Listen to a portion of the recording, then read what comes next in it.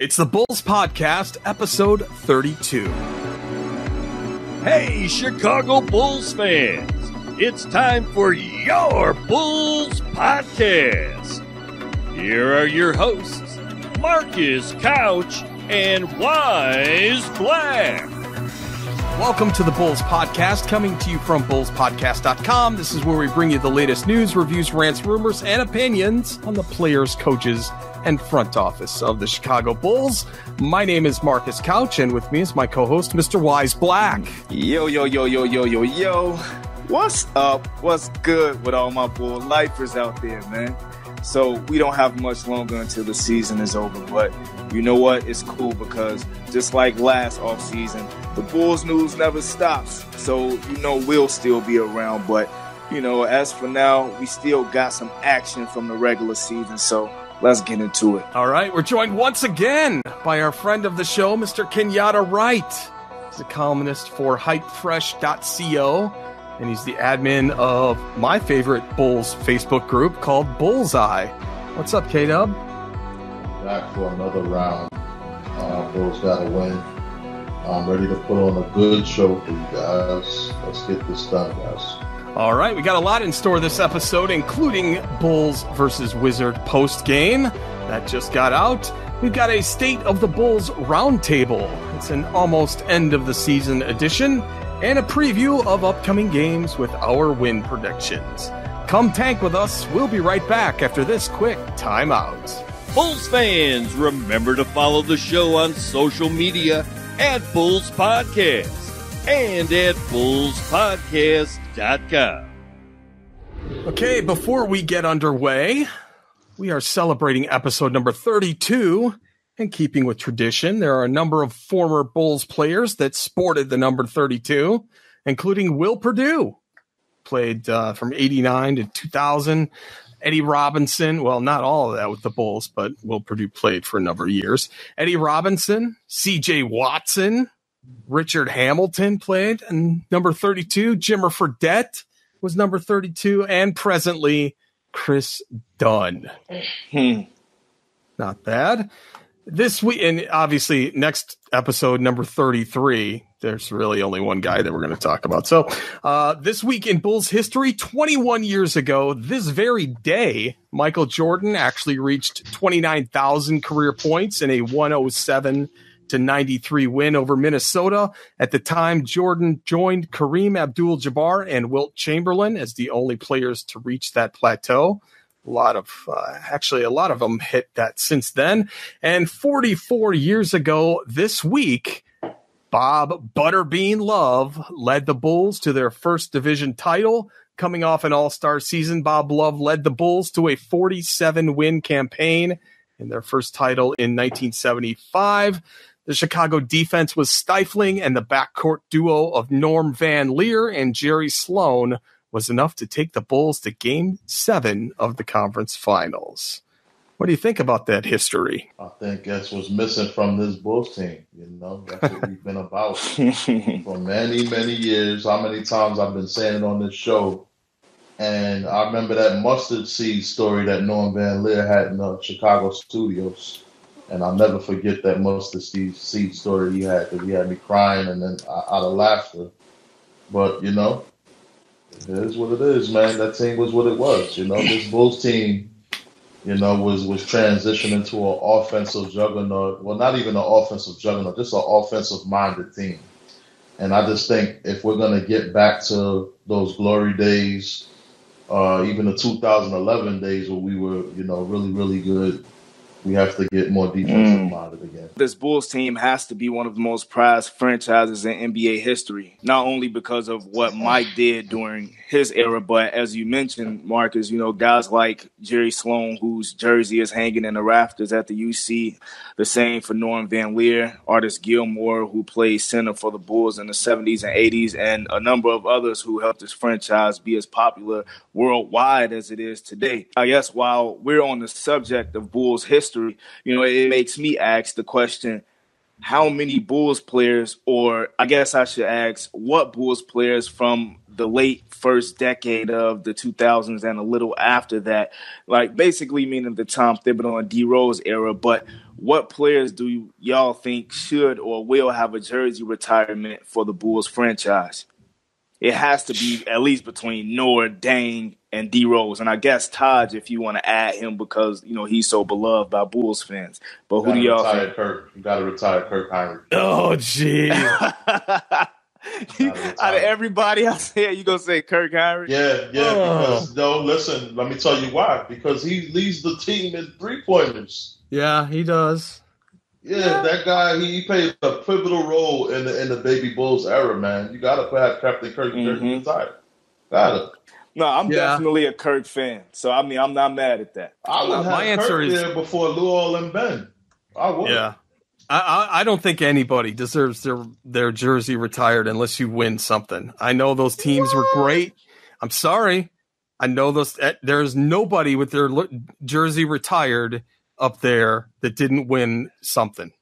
Well, man, look, for me, D Rose, like, come on, man. D Rose deserves to have his jersey retired due to the way he brought back hope for a franchise that figuratively died after MJ left. But he also gave us a freaking heart attack for a year and a half. No, but look, like, okay. He led us to the conference finals twice, 2 years in a row.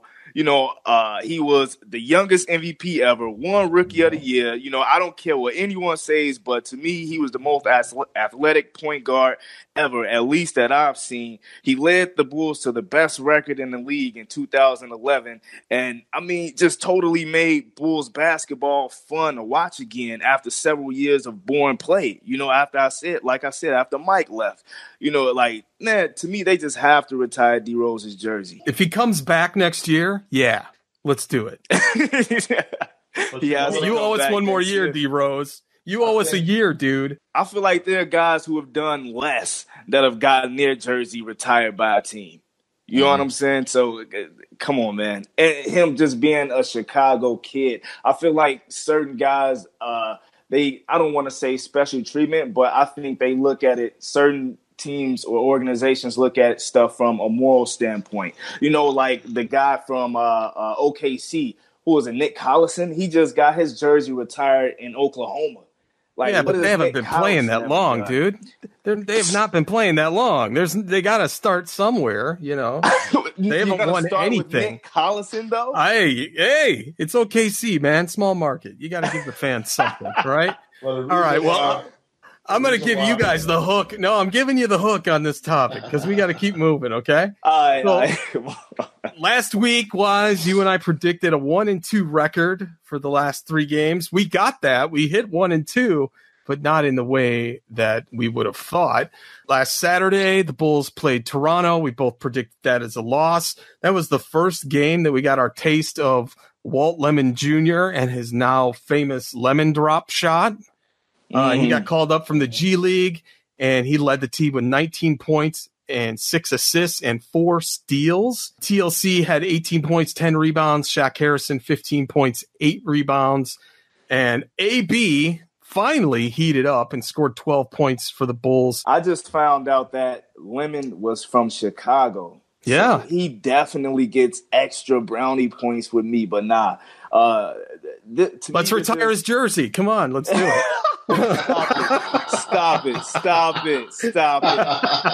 But nah, look, this is an evaluation period for the rest of the games for this season for me, So this Lemon kid, man, I think I thought he just balled out against Toronto. I really like his swagger on the court. He has very nice burst speed. He looks to get to the rim for buckets and does it with flair and finesse. His passing skills look pretty good out there too. So I really enjoy watching him ball in that game. So it was a definite surprise for me.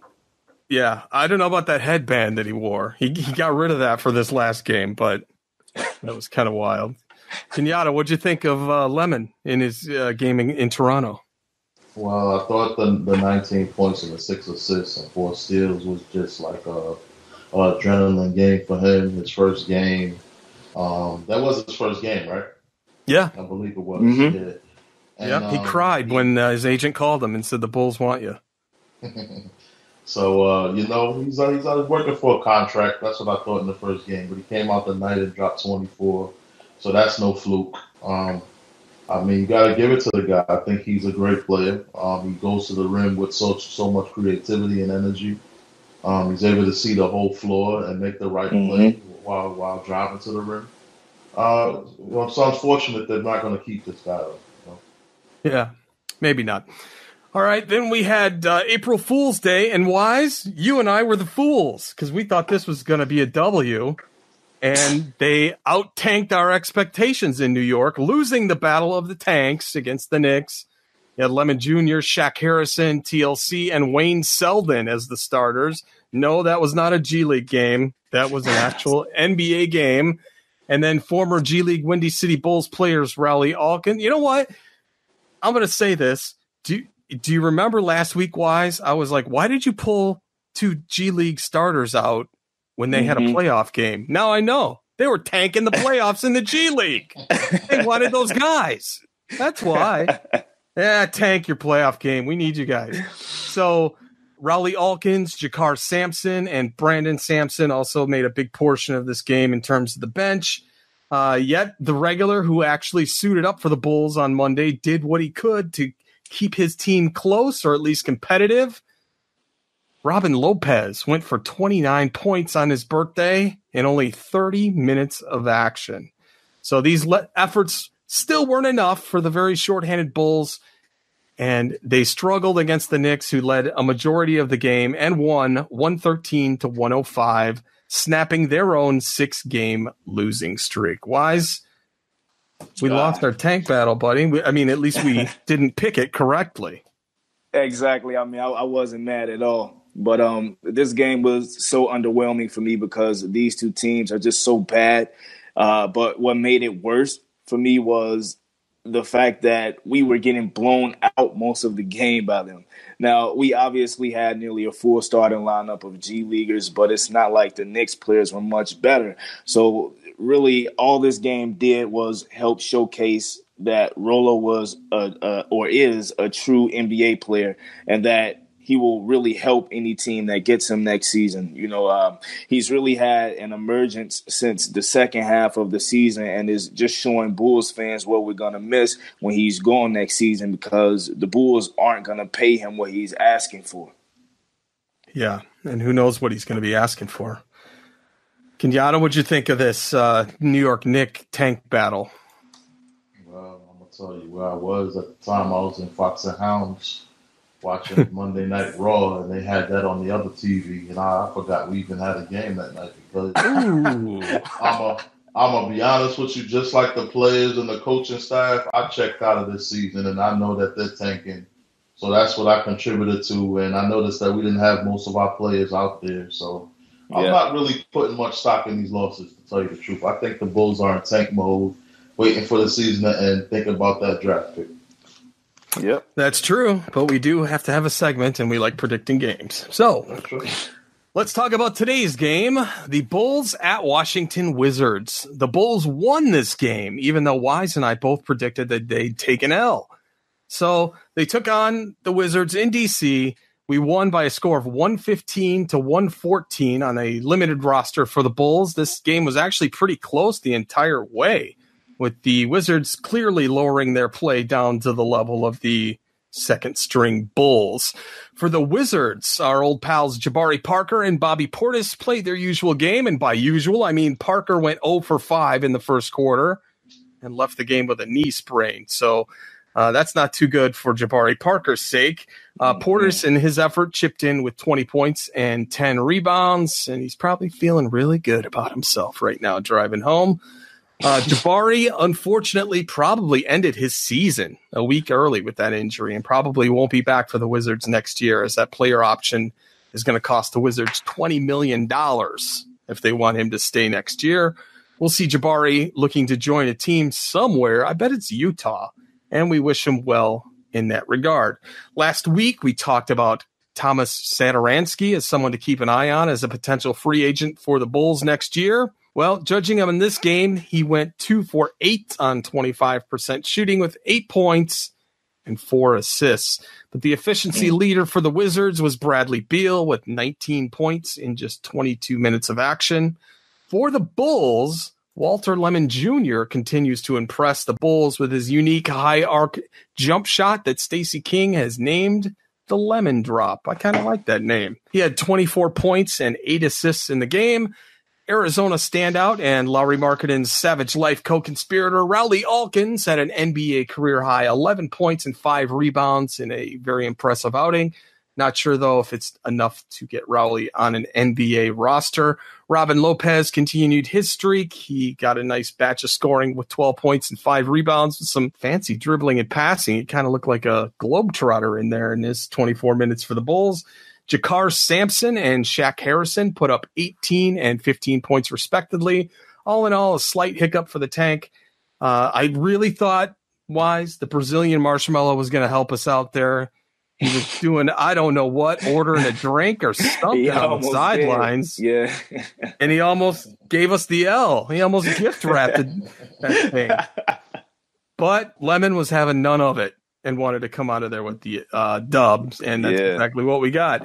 Kenyatta, what was your reaction to this game? I just think Jabari Parker, I heard he was talking a lot of trash about us before the game. Still angry at us and stuff for playing this game. I thought it was a very energetic game, showing the talents of all of our potential players that could possibly be on the team next year. Lemon Jr., very impressive game. Rowley Alkins, a very solid showing. It's not a game that I expected us to win. We actually won by 1 point at the buzzer. Bradley Beal, didn't he have 4,000 points in this and 2,000 assists or something like that, 2,000 rebounds? Oh, I didn't see that stat. Yeah, so he had a career night. But, these games at the end of the season, I'm trying to be enthusiastic, but this is kind of tough. I definitely can't blame you. A lot of them are kind of hard to watch, especially with a lot of guys that, are pretty much no names. You know what I'm saying? So like I continue to preach, man, these are really evaluation games. But I saw some nice things from a couple of guys, in tonight's game, guys like Shaq Harrison, who made some clutch baskets down the stretch. Jakar Sampson had himself another good game with his contributions on the boards and scoring nice energy buckets. As you mentioned, Walt Lemon played very well. I thought, taking his shots in rhythm and also showing some leadership by having the courage to take the game-winning shot, which he did multiple times. Meaning the one on the play before Felicio was caught snoozing and allowed the Wizards to get to the line. But as an evaluation game, which, like I said, is how I'm viewing all of the remaining games for this season, I thought a good case could be made for keeping, Jakar Sampson, Shaq Harrison, and Walt Lemon. But obviously that's not how it works. So my vote has to go to the player of the game, at least for this game, in Walt Lemon. I thought he was probably the best or most impressive player on the floor tonight, even over Bradley Beal, who, as Kenyatta pointed out, had a career night. Yep, so we ended up with 1 and 2, just like we predicted, Wyse, but just not in the order that we thought it would be. So we are going to take a quick break and come back with a Bulls almost end of the season roundtable right after this. Hey, most of you guys are getting the show on Apple Podcasts, also known as iTunes, but if you don't have the Bulls Podcast on your sub list yet, just go to bullspodcast.com/Apple and it will forward you right to our iTunes listing. If you are subscribed, we would appreciate a review since it does help out with the ratings. You can give us a 5-star, 4-star, or even 1-star. But hey, man, be honest. Tell us what you like, what you don't like about the show, and help bring new listeners to the Bulls Podcast. Again, that link is bullspodcast.com/Apple to get the show on iTunes. All right, we're back. And before we get rolling on the next topic, Wyse and I always ask for feedback about this show. Every show we ask for it. Good, bad, otherwise. To prove it, I want to share with you an exchange that I had on YouTube with our most recent episode, number 31. And this comes from a comment by a guy named JJ. All right, Wyse, here we go. You guys have a great intro and a great name for the podcast. But you're both horrible when it comes to knowledge of the team and just common sports sense. And that's why you have so few subscribers. Just give it up to more worthy people. So my response was, hey, man, tell me when we can book you on as a guest so you can school us. I'm like, we'll have you on the next show. Tell us what we're doing wrong. His response, if it's a serious offer, then you should be willing to compensate me just like other guests are compensated when serious offers are made. Then I'd be more than happy to do it. Kenyatta, how much am I paying you for being on the show today? Not a damn thing. Wyse, how much do you and I get for being on the show? Zilch. Okay. We don't compensate our guests or our hosts. So I said, hey, man, come on the show. Tell me how it's done. 100% serious. If you have a beef, you'll have an unedited opportunity to present it. So Wyse and I mean, I'm not going to get into our bios because you already know what we are. You can go to our website, bullspodcast.com, and check it out. The only criticism I like to take is from other content creators. Unfortunately, this guy has never created anything on YouTube. He has 0 subscribers, 0 followers. Nothing. Who knows, Wyse? Maybe he's right. Maybe I should just turn over the domain, all our social profiles. You quit your YouTube channel and just go hide. Maybe I'll be a Lakers fan instead. So what's your reaction, Wyse? What do you think of JJ? What are we going to say to him? I wonder if this is the same dude that was heckling me on my channel. But in either case, man, look, man, I've said it from the beginning, and we always say it on the show. We're Chicago Bulls fans. And while we do take what we do here seriously, from a professional standpoint, we're having fun at the end of the day. You take any podcaster, sports announcer, commentator, whatever, they all started out as, and I'm sure continue to be, fans of their respective sport. So I believe what makes people who do support us, they appreciate our perspectives as common fans, because many of them feel the same way or different. But, that's what makes good debates and conversation. The fact that people like me who didn't go to school for broadcasting or journalism can create a platform and give my opinion as a fan. So I believe that's what makes people respect me for having the courage to do so.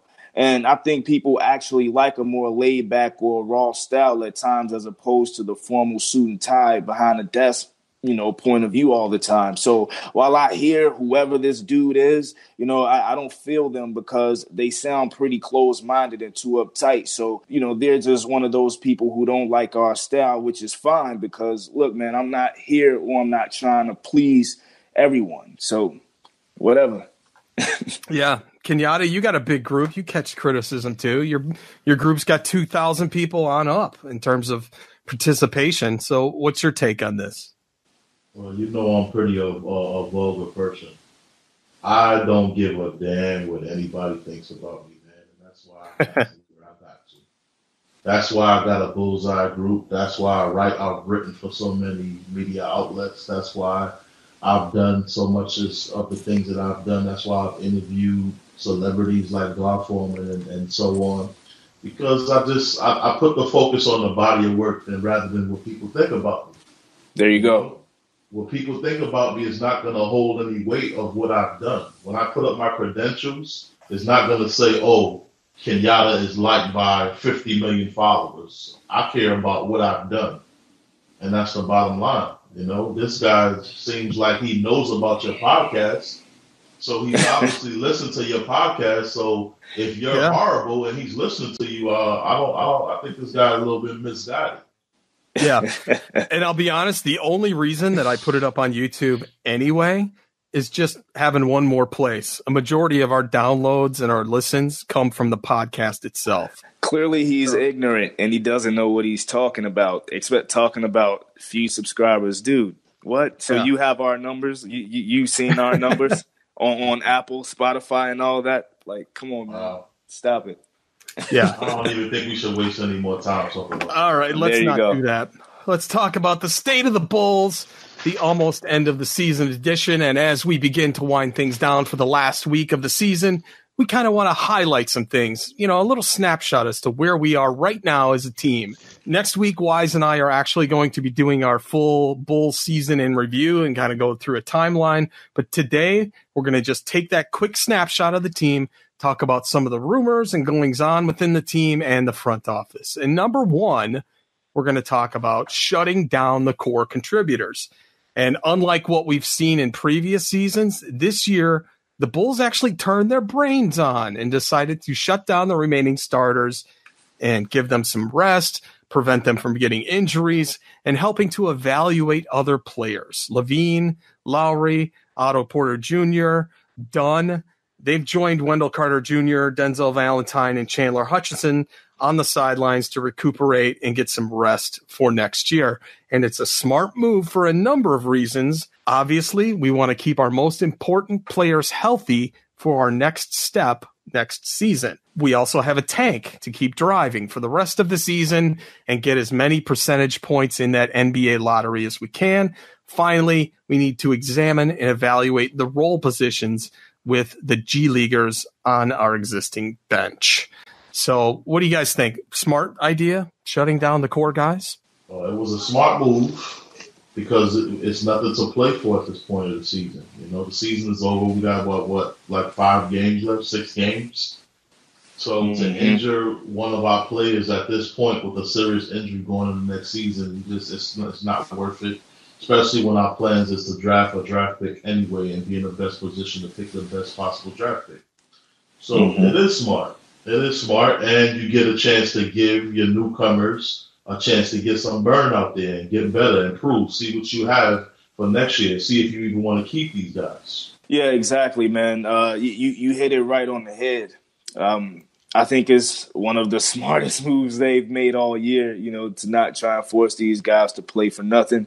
I believe we have one of the more promising cores of the NBA in terms of the near future with guys like Lowry, who they just set down, due to fatigue issues, but hopefully nothing too serious. Zach LaVine also, and a number of others that you mentioned before, Marcus, but also, yes, I like the fact that we're able to see what some of these other guys have to offer, like a Lemon who looks pretty good on the NBA court, although he's from the G League.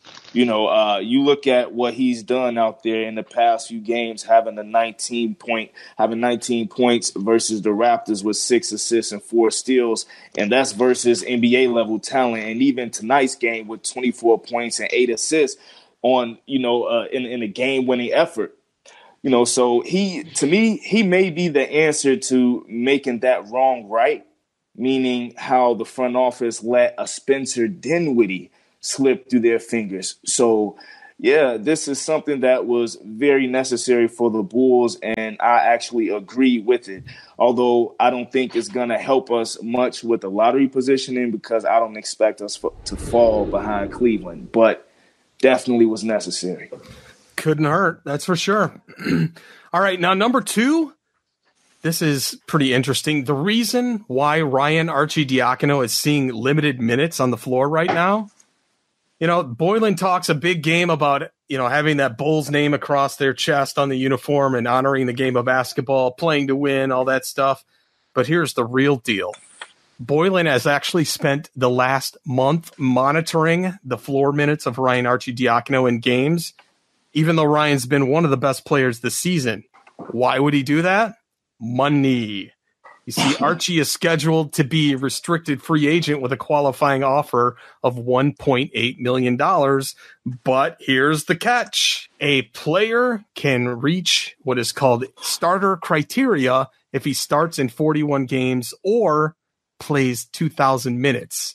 Then his qualifying offer goes to $3.6 million instead. Double. And so that's why Archie is not getting the tick. What do you think about that, Kenyatta? I think it's pretty pathetic, man. Yeah. I mean, why would you?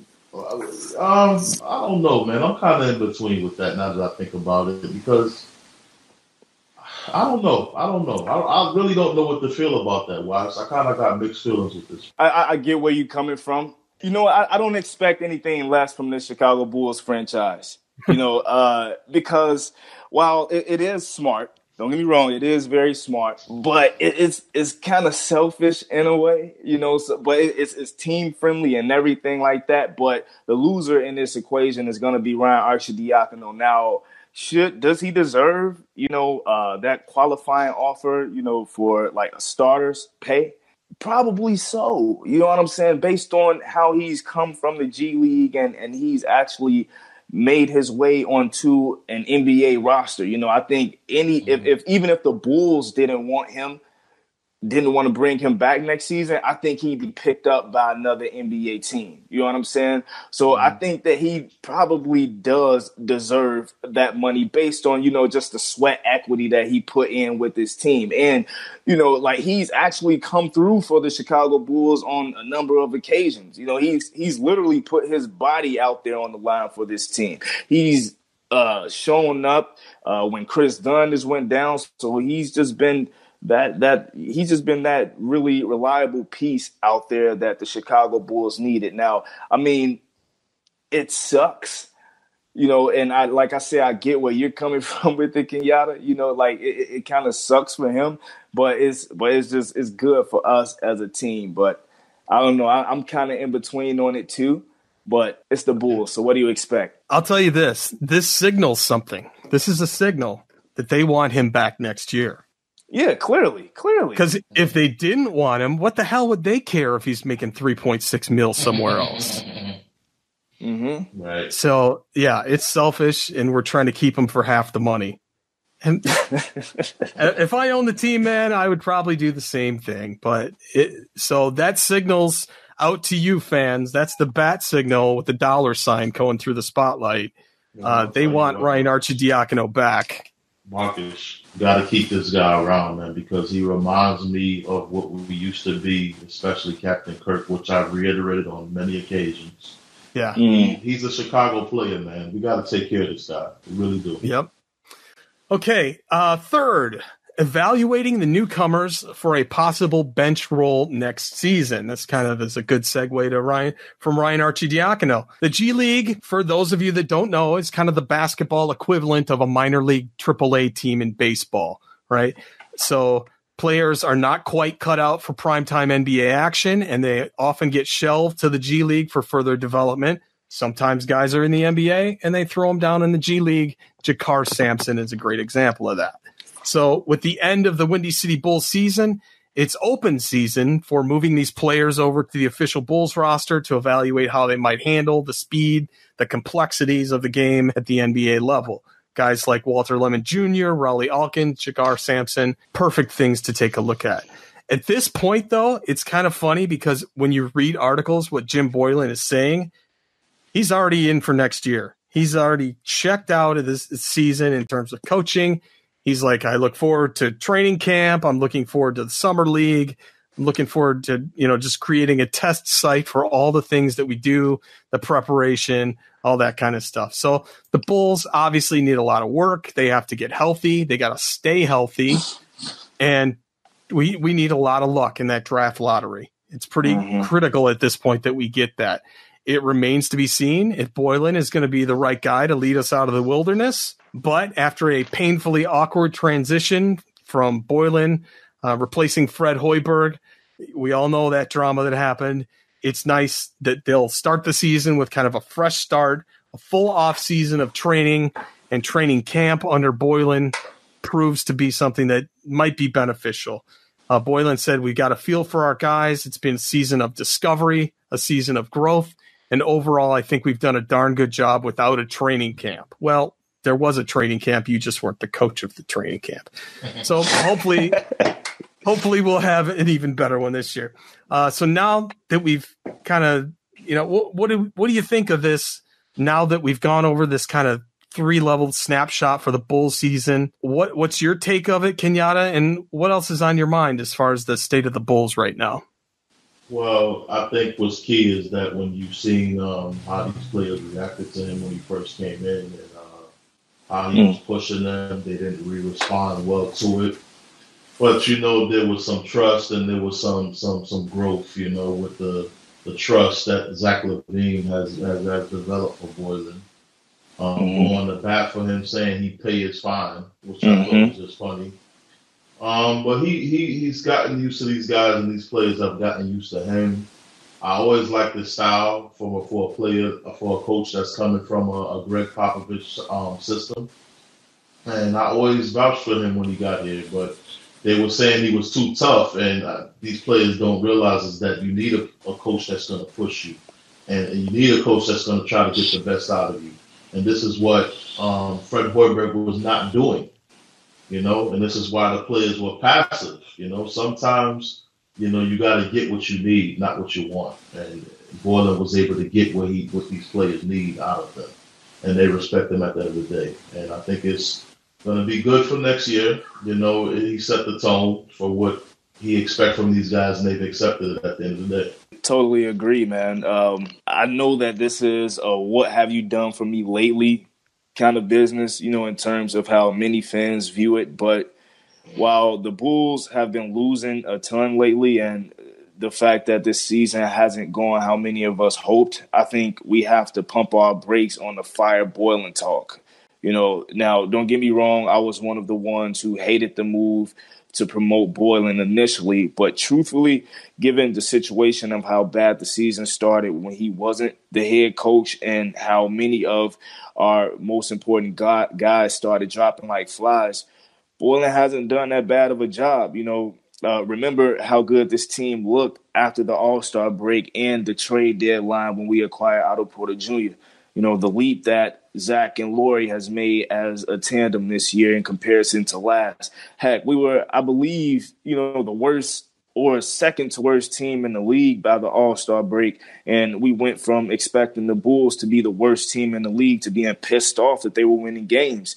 And yes, I give Boylen some credit for that, so I just think it's the best. I just think it's the best move to, I don't think it's the best move to keep flip-flopping coaches without, giving them a fair chance. So I would say let's wait and see what Boylen does with a fresh start next season before just giving up on him.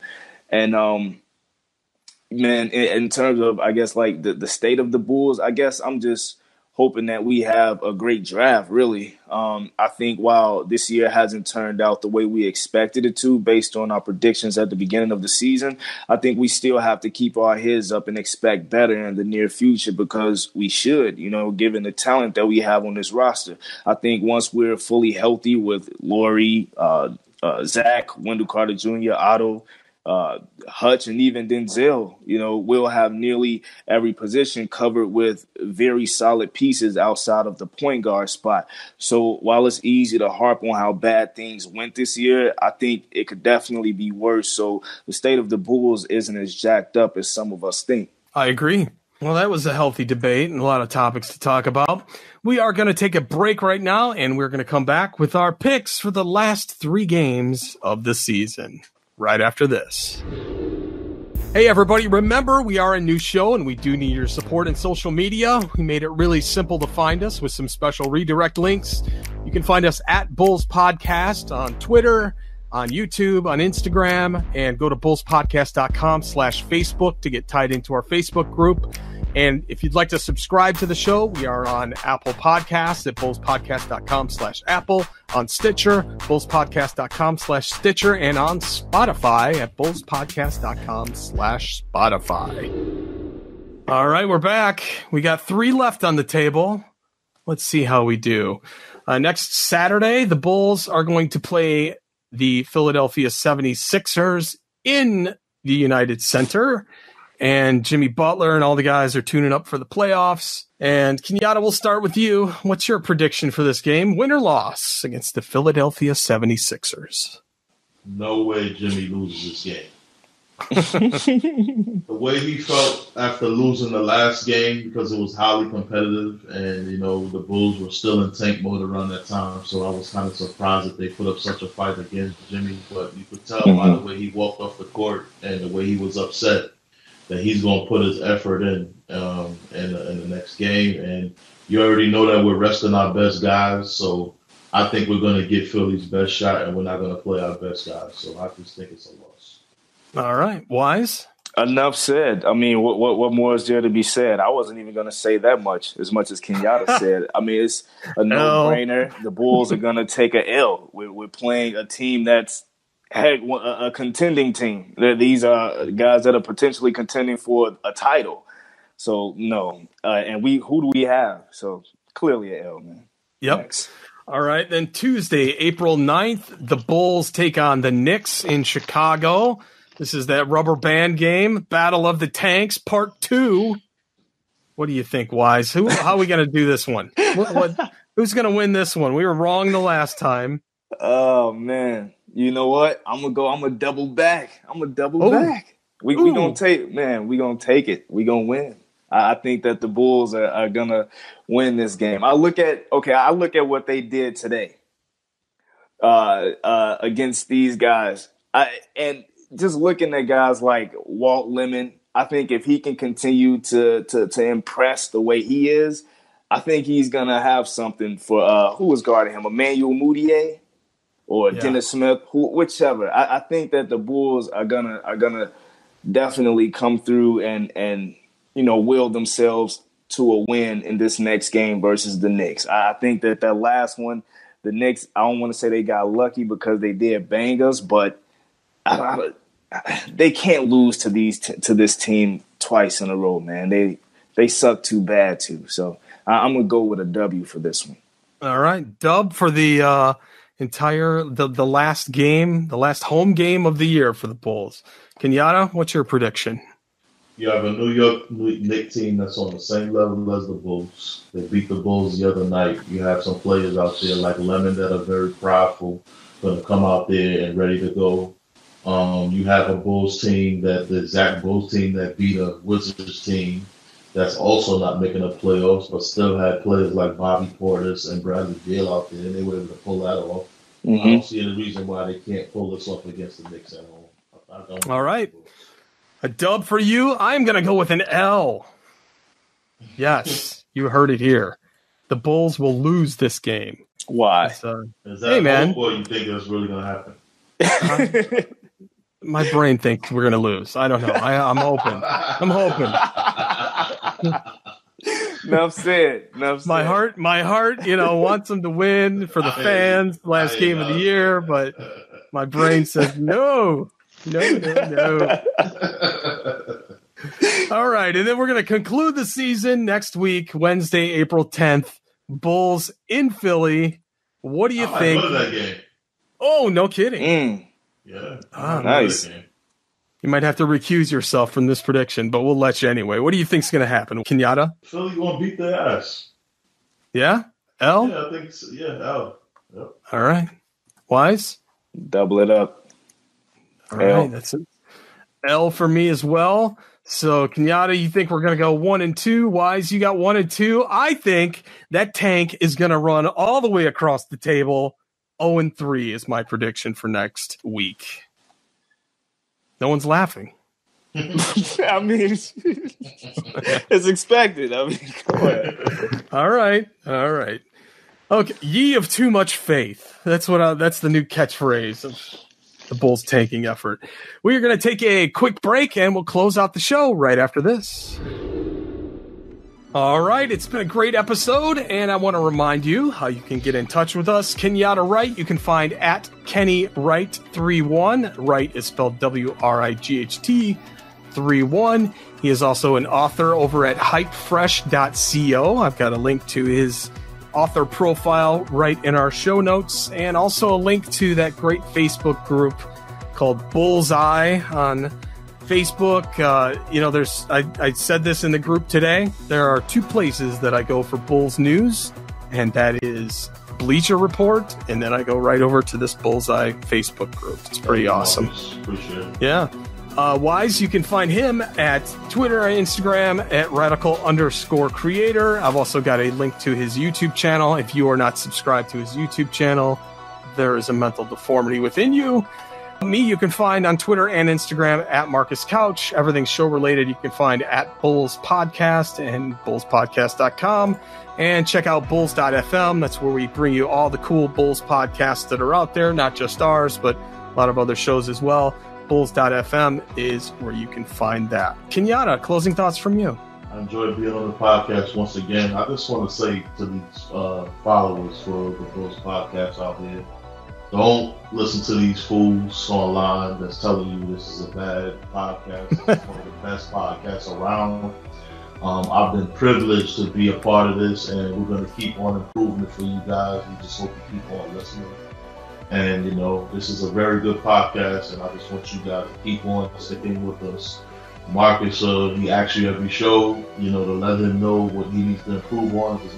Just tell him, and he'll keep on improving. And these guys will keep on being here for you, and I'll be right here too. Yeah, man. So it was a pleasure doing the show with my guy Kenyatta as always, and also, as always, we appreciate all of you guys for continuing to support us here. All 5 of you, apparently. But no, seriously though. Thank you guys, for real, and love and peace. All right, remember, Bulls fans, our Magic Tankathon number is down to just 3 more losses. That's the 3 I predicted. We are just 77 days away from the NBA draft and only 40 days away from the NBA lottery. So just like the 40 days that Jesus spent in the desert, we'll be spending our own 40 days in solitude, praying for that ping pong ball and awaiting the second coming of Zion, the promised land of the NBA championship. Until next time, thanks for listening, everybody. Go Bulls. Go Bulls, baby. Go Bulls. See you guys. Hey, Bulls fans! This is your Bulls championship announcer, Ray Clay, saying, so long, everybody. Go Bulls!